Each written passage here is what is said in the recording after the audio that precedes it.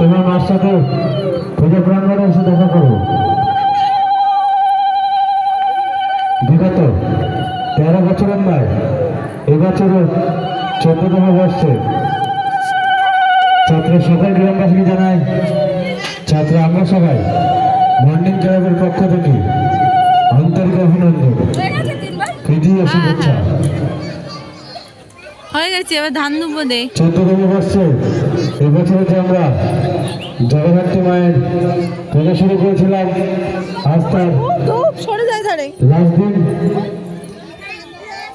তো আজকে আমাদের খিচুড়ি প্রসাদ বিতরণ অনুষ্ঠান চলছে। যারা যারা এখনো খিচুড়ি প্রসাদ পাননি তারা আসুন, খিচুড়ি প্রসাদ গ্রহণ করে যান।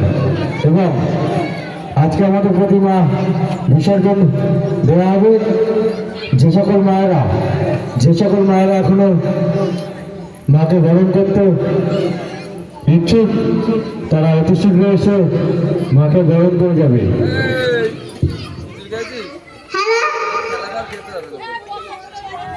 তো আমাদের খিচুড়ি প্রসাদ বিতরণ অনুষ্ঠান এখনো চলছে, যতক্ষণ আছে ততক্ষণ চলবে।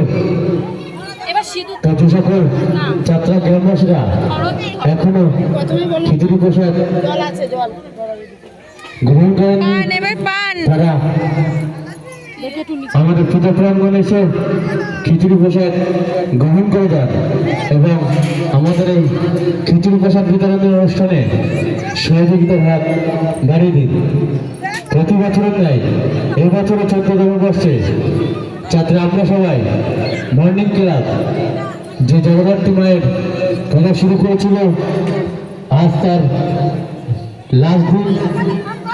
আজ আর কিছুক্ষণ পরে আমাদের প্রতিমা বিসর্জন দেওয়া হবে।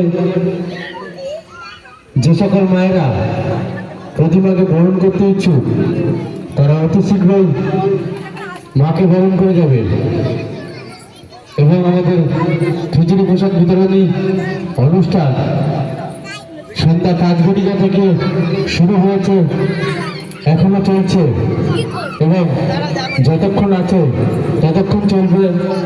তো যে সকল গ্রামবাসীরা এখনো খিচুড়ি প্রসাদ গ্রহণ করেনি তারা গুটি পায় আসুন, আমাদের এই খিচুড়ি প্রসাদ মহাপ্রসাদ গ্রহণ করুন এবং আমাদের এই খিচুড়ি প্রসাদ বিতরণী অনুষ্ঠানে সহযোগিতার হাত বাড়িয়ে দিন। প্রতি বছরের নয়, এবছরও 14তম বর্ষে ছাত্র আমরা সবাই মর্নিং ক্লাব যে জগদ্ধাত্রী পূজার আয়োজন শুরু করেছিল, আজ তার লাস্ট দিন। আজ আর কিছু সময় পর আমাদের মা নিরঞ্জনের পথে এগিয়ে যাবে। যে সকল মায়েরা মাকে গ্রহণ করতে ইচ্ছুক তারা অতি শীঘ্রই এসে মাকে গ্রহণ করে যাবেন। আমাদের প্রতিমা বরণ করা সন্ধ্যা 6 ঘটিকা থেকে এখনো চলছে। তো যে সকল মায়েরা যে সকল মায়েরা